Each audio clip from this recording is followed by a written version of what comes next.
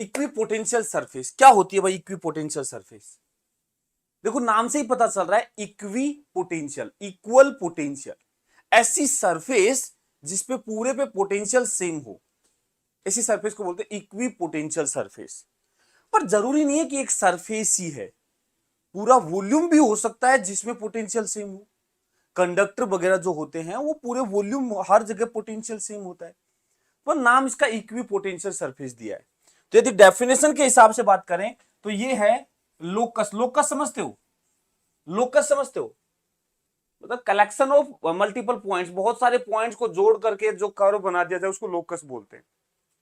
तो equipotential surface क्या है? It is the locus of all those points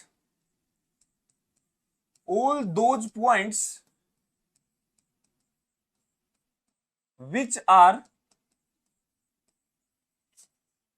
at same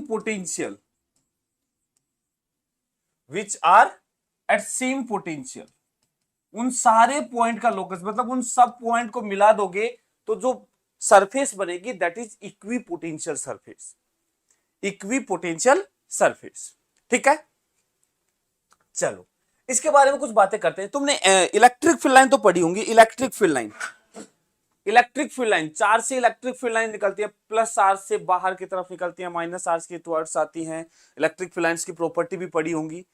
वैसे ही इक्विपोटेंशियल सरफेस की भी कुछ प्रॉपर्टीज होती है जो हमें पढ़नी है। ठीक है, क्या क्या प्रॉपर्टीज होती है बेटा इक्विपोटेंशियल सरफेस की? सबसे पहली बात, इक्विपोटेंशियल सरफेस मतलब ये एक ऐसी सरफेस होगी जिसपे मूव करोगे तो पोटेंशियल चेंज नहीं होगा। क्या कल कुछ हमने ऐसा पढ़ा था? क्या लास्ट लेक्चर में ऐसा कुछ पढ़ा था? याद हो तो देखो, इलेक्ट्रिक फील्ड लाइंस ऐसे हैं और हमने कहा था यदि इलेक्ट्रिक फील्ड के डायरेक्शन में चलोगे पोटेंशियल घटेगा, इलेक्ट्रिक फील्ड के अपोजिट चलोगे पोटेंशियल बढ़ेगा। लेकिन क्या हो यदि इलेक्ट्रिक फील्ड के परपेंडिकुलर चलो तो? यदि इलेक्ट्रिक फील्ड के परपेंडिकुलर डायरेक्शन में मूव करोगे तो पोटेंशियल चेंज नहीं होता है, पोटेंशियल चेंज नहीं होता है। बस यही तो बात है। एक्चुअल में इस डायरेक्शन में पोटेंशियल चेंज नहीं हो रहा, मतलब इक्विपोटेंशियल सरफेस इसी तरफ होगी, तो इक्विपोटेंशियल सरफेस में भी पोटेंशियल चेंज नहीं होता है।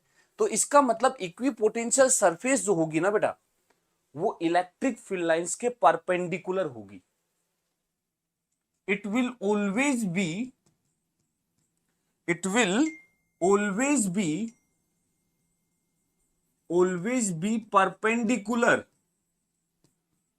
perpendicular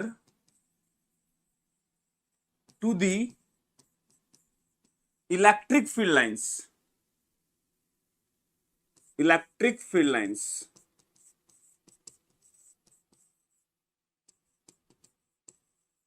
हमेशा इलेक्ट्रिक फील्ड लाइंस की क्या होगी? परपेंडिकुलर होगी। यही क्वेश्चन नीट में अभी पूछा हुआ है, 2022 में पूछा था, ऐसे पूछा है, आगे आएगा क्वेश्चन। यही क्वेश्चन कि इलेक्ट्रिक फील्ड लाइंस और इक्विपोटेंशियल सरफेस में कितना एंगल होता है, इतना आसान क्वेश्चन पूछा था। यार क्वेश्चन का लेवल बढ़ाओ ना, ज्यादा आसान मत पूछो। अपने कट ऑफ कम करने के लिए ज्यादा आसान मत पूछो क्वेश्चन, थोड़ा सा लेवल बढ़ा दो। हर सब्जेक्ट में बढ़ाओ, जरूरी नहीं है फिजिक्स में बढ़ाओ, हर सब्जेक्ट में बढ़ाओ, थोड़ा लेवल को मेंटेन करो चीजों को। इस तरीके से पूछो क्वेश्चंस को कि हाँ, जिसमें कुछ बच्चे को सोचना पड़े, दिमाग लगाना पड़े। जो बच्चा मेहनत करता है, जो दिमाग लगाता है, वो ही आगे बढ़ पाए। तो करना पड़ेगा ये। तो आसान आसान के चक्कर में ऐसी हालत खराब कर दी है, कुछ समझ नहीं आ रहा क्या किया जाए। 720 और इतने भी नहीं आते यार।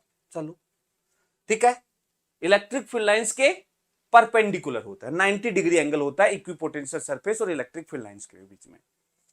दूसरी बात, यदि पूरी सरफेस पर पोटेंशियल क्या है? सेम। अब देखना ध्यान से, एक इक्विपोटेंशियल सरफेस मान लो ये है, दूसरी इक्विपोटेंशियल सरफेस मान लो ये है, तीसरी ये। अब देखो एक्चुअल में क्या होगा, देखो ये मान लो 10 वोल्ट है, ये 20 वोल्ट है, ये 30 वोल्ट है, ऐसा कुछ सरफेस है। तो देखो ये गैप कम है, यहां गैप ज्यादा है। पोटेंशियल डिफरेंस क्या होता है याद करो, पोटेंशियल डिफरेंस क्या होता है? E इंटू डी, कुछ ऐसा। E इंटू डी कुछ ऐसा, इलेक्ट्रिक फील्ड इंटू डिस्टेंस।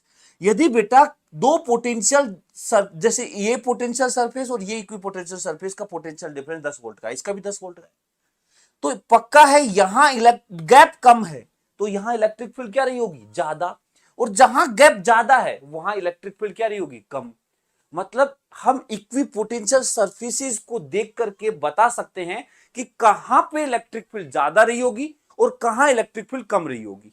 ठीक है, तो एक पॉइंट यहां से ये भी आया, ये जो पॉइंट है सीधा क्वेश्चन बनता है बेटा इन पे, ये जो पॉइंट बना के लिख रहा हूं ये सीधा क्वेश्चन बनता है यहां से। ठीक है, स्ट्रेंथ ऑफ इलेक्ट्रिक फील्ड या फिर magnitude of electric field, magnitude of electric field will be inversely proportional to distance between equipotential surface, equipotential surface, potential surfaces। ठीक है, जितना ज्यादा डिस्टेंस उतना कम पोटेंशियल। फॉर एग्जांपल हमने कहा ये इक्विपोटेंशियल सरफेस है,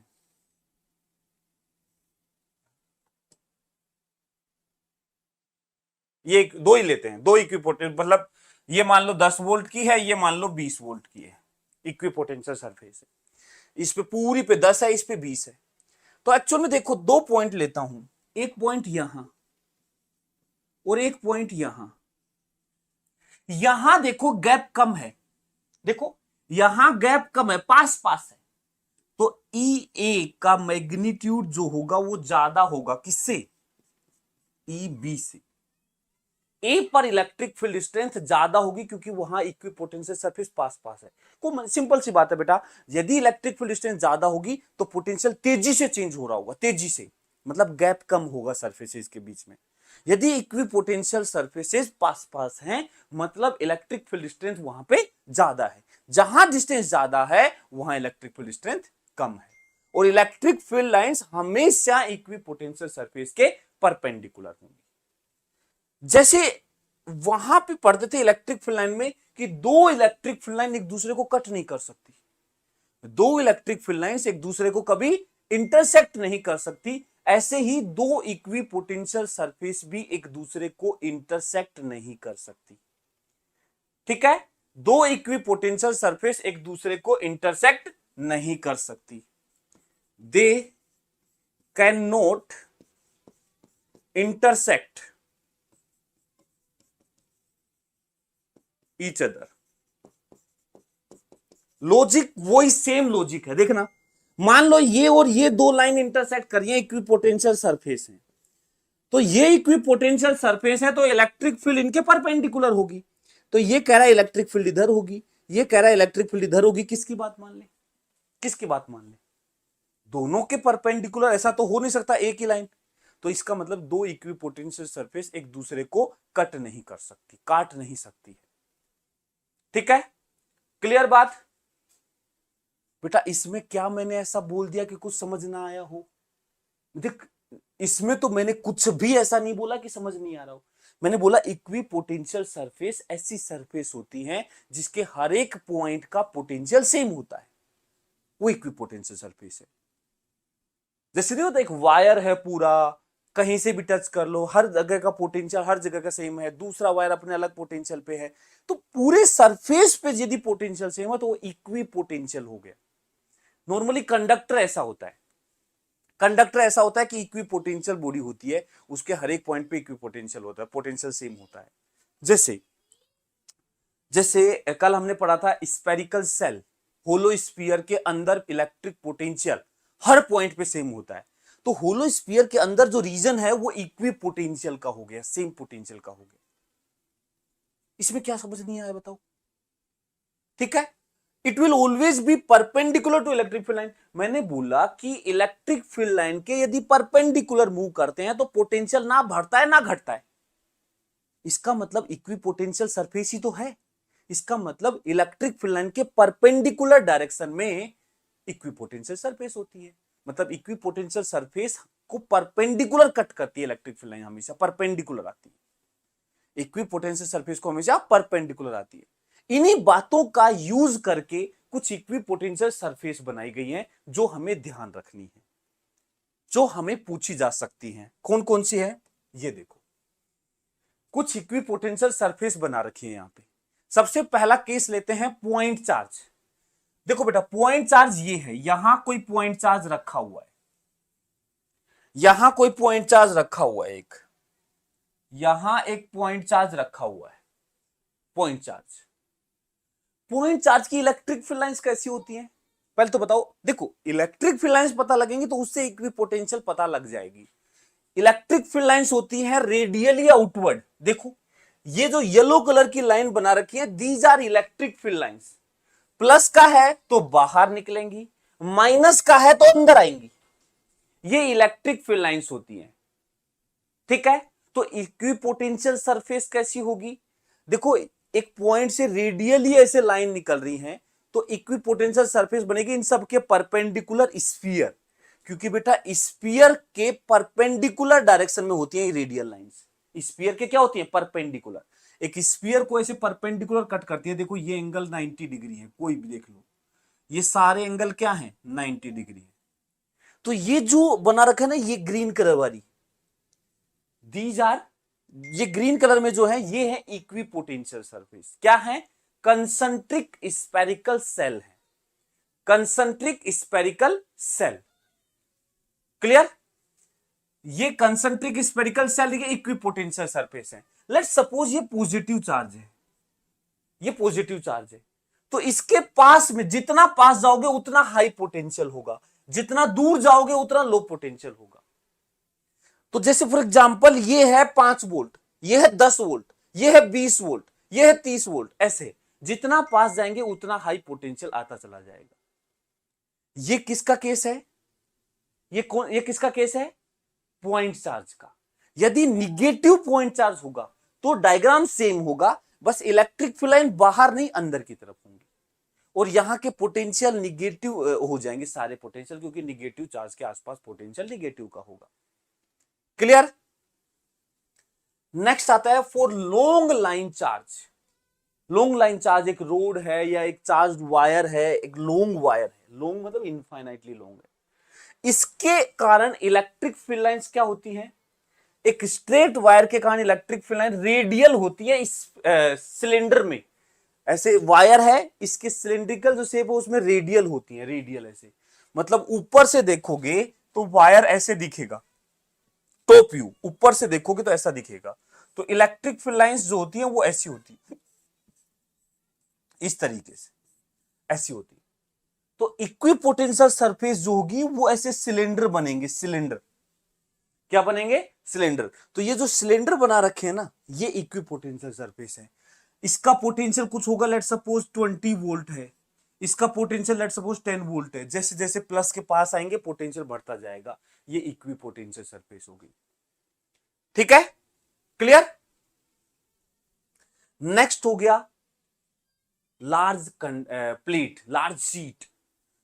लार्ज शीट की इलेक्ट्रिक फील्ड लाइंस पता है।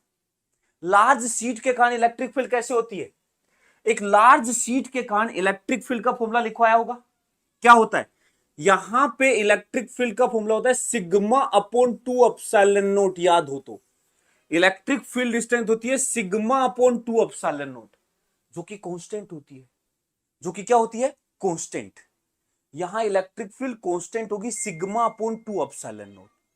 तो अब डिस्टेंस पे फर्क ही नहीं पड़ रहा, इसको हम बोलते हैं यूनिफॉर्म फील्ड होगी। तो एक लार्ज शीट होती है ना, उसके कारण जो इलेक्ट्रिक फील्ड होती है वो यूनिफॉर्म होती है। और यूनिफॉर्म इलेक्ट्रिक फील्ड लाइंस कैसी होती हैं, ऐसे पैरेलल लाइन होती है, parallel line. Uniform electric field line होती है पैरेलल स्ट्रेट लाइन। ठीक है, तो इनके परपेंडिकुलर ये जो प्लेन बने हैं, ये प्लेन मतलब इस शीट के पैरेलल ये जो प्लेन बन रहे हैं, दीज आर इक्विपोटेंशियल सरफेसेस। तो एक लार्ज कंडक्टिंग प्लेट के लिए इक्विपोटेंशियल सरफेस क्या होगी, ऐसे पैरेलल लाइंस होंगी। ठीक है, तो ये कुछ मैंने इक्विपोटेंशियल सरफेस बताई हैं जो हमें ध्यान रखनी चाहिए। पॉइंट के लिए कंसंट्रिक स्फेरिकल सेल, लाइन के लिए कोएक्सियल सिलेंडर, और सीट के लिए, प्लेन सीट के लिए उसी के पैरेलल प्लेन्स, ये इक्विपोटेंशियल सरफेस होती हैं।